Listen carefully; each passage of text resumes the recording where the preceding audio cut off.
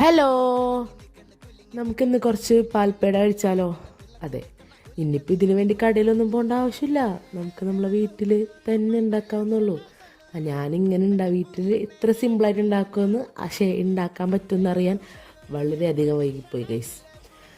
പിന്നെ കുറച്ച് പഞ്ചസാര, കുറച്ച് പാല്, കുറച്ചധികം പാൽപ്പൊടി. പിന്നെ ഒരു കാര്യം, സ്വന്തമായി ഓണർഷിപ്പുള്ള പാൽപ്പൊടി മാത്രം എടുക്കുക. ഈ വീട്ടിൽ നിന്ന് ഒരു കപ്പ് പാൽപ്പൊടിയൊക്കെ എടുക്കണുണ്ട് ഉമ്മച്ചിരിയെന്ന് നല്ല ഇടി കിട്ടും. വെറുതെ എന്തിനു ഇടി മേടിക്കാൻ നിൽക്കുന്നത്? അപ്പം നമ്മൾ സ്വന്തമായിട്ട് ഓണർഷിപ്പുള്ള പാൽപ്പൊടി എടുക്കാൻ ശ്രദ്ധിക്കുക.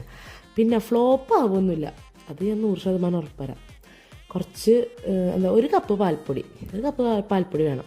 ഒരു കപ്പ് പാൽപ്പൊടി, കുറച്ച് പാല്, കുറച്ച് പഞ്ചസാര, ഇതെല്ലാം കൂടെ ഗ്യാസ് സ്റ്റോപ്പിൽ വെച്ചിട്ട് നല്ലോണം കുറുക്കി നല്ലൊരു ഞാനിപ്പോൾ ഇതിൽ കാണുന്ന ടെക്സ്റ്റാക്കി എടുക്കാം.